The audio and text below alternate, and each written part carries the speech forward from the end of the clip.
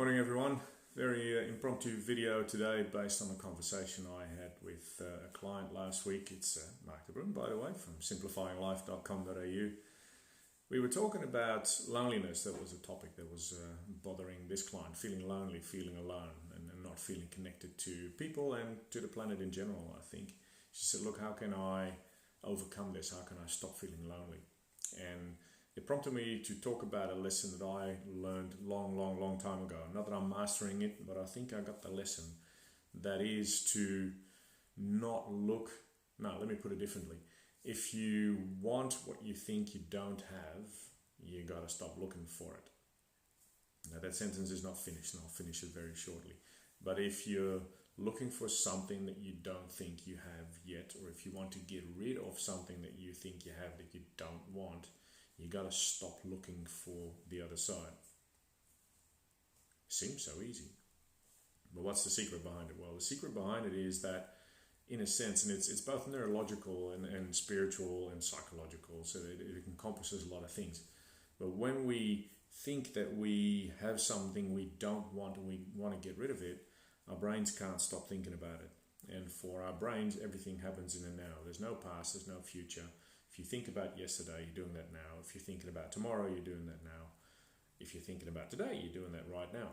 So your brain is producing all these patterns, and you might say, yeah, but that was 2 years ago, but you can still have the same feeling right inside right now.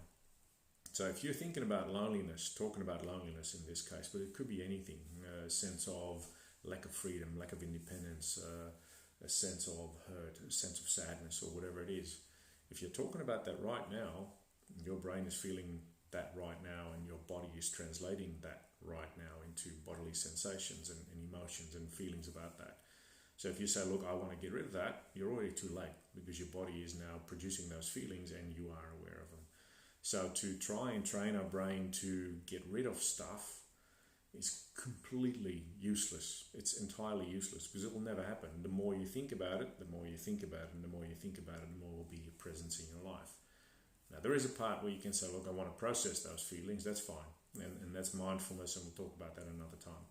But the lesson in this one is, if, for instance, loneliness is the case and you don't want to feel lonely anymore, then the remedy to that is to actually start looking for and talking about and experiencing where you are actually not lonely. To put it more specifically, to look for the opposite. So what would be the opposite of not lonely? Well, potentially connected, or in joining, in communion, whatever you want to call it. So let's use connected, because that's an easy word.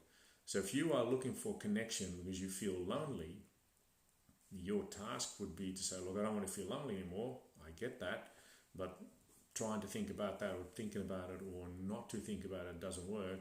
If you don't want to feel lonely, make it your job to actually start looking for moments and things and people and situations where you feel or felt connected, and start doing more of that. Happiness is the exact same thing. There's a lot of articles, a lot of videos about the pursuit of happiness, and it's stupid, because it won't work. If you think you're going to become happy by chasing it, then you're missing the point, because happiness is something you already have inside you. You might not experience it at this point in time, but it's not missing. It's already there. The seed is always there. It's always there. There's not a life that doesn't have any happy moments, or to put it more positively, there will always be some happy moments in our lives, here and there. And if you find that the predominance of your life is unhappy, that you find that there's too many things that you are not happy about, then try to get rid of those and try and change it around. Makes you more aware of that sense of unhappiness. I hope that makes sense. So to change that around, and this would require probably a little bit more conversation, but here's the gist, is like start looking for moments, situations, people and things where you were happy before, or in the other case, connected. So not lonely, connected, the opposite. When you do that, your brain will actually quite happily follow you after a while and start looking for more and more pieces of connection. It'll start to use your senses, your ears, your eyes, your nose, your mouth, your fingers, and all your other touch organs to smell, taste, touch, feel, see, and whatever else we got, in order to feel more connected or more happy or happier. And once that momentum starts building, it becomes more easy to get even more of that one. It It just works that way.